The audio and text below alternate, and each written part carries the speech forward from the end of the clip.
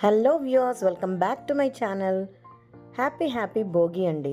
ఈరోజు పొద్దున్నే 5 o'clock లేసాము. అందరం కలిసి భోగి వేసుకున్నాం అండి.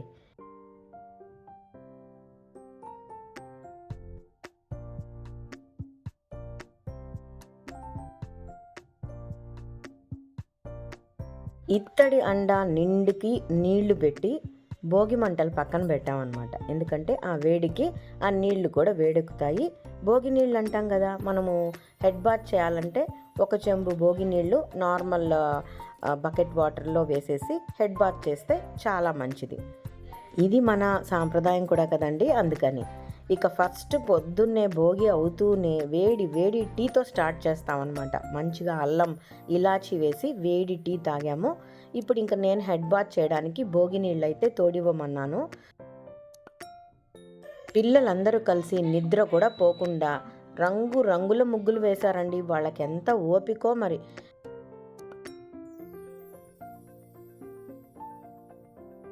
ఈరోజు అందరం అయితే పొద్దున్నే లేచి భోగి వేసేసాము. భోగి నీళ్ళతో స్నానం చేయడం మన ట్రెడిషన్ కదా, అందుకే భోగి నీళ్ళతో నా హెడ్ బాత్ అయితే అయిపోయింది. ఇంకా బ్రేక్ఫాస్ట్ రెడీ చేసేస్తాం. ఈరోజు బ్రేక్ఫాస్ట్ మటన్ పులుసు దోశ. ప్రతి సంక్రాంతికి కూడా పొద్దున్నే బ్రేక్ఫాస్ట్ నా చేతులతోనే చేస్తానండి. అదేంటో భలే టేస్టీగా కుదురుతుంది. ప్రతి ఇయర్ మా ఇంట్లో ఫస్ట్ భోగి రోజు మటన్ నేనే చేస్తాను. టేస్టీ మటన్ రెడీ అయిపోతుంది. వేడి దోశల్లోకి మటన్ పులుసు.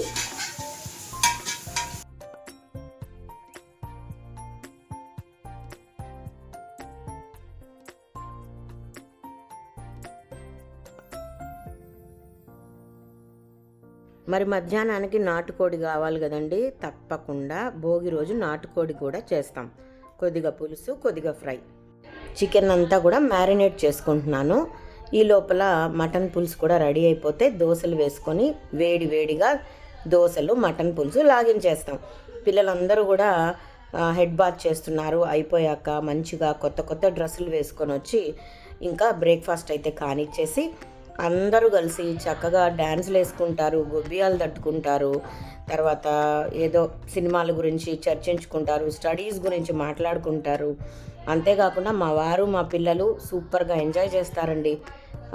మేమంతా ఏమో కజిన్స్, అంటే మా సిస్టర్ ఇన్ లాసు, నేను అందరం కూడా ఇంటి విశేషాలు అన్నీ కూడా మాట్లాడుకుంటూ పనులు చేసుకుంటాం అనమాట. అంతేకాకుండా మెయిన్గా ఈ సంక్రాంతికి మా నేటివ్ ప్లేస్లో బాగా రెస్ట్ కూడా తీసుకుంటామండి. కంటి నిండా నిద్రపోతాం, ఎటువంటి స్ట్రెయిన్ లేకుండా. చూస్తున్నారు కదా, మా మటన్ పులుసు దోశ రెడీ అయిపోయాయి. పిల్లలందరికీ పెట్టేసి నేను కూడా తింటున్నాను.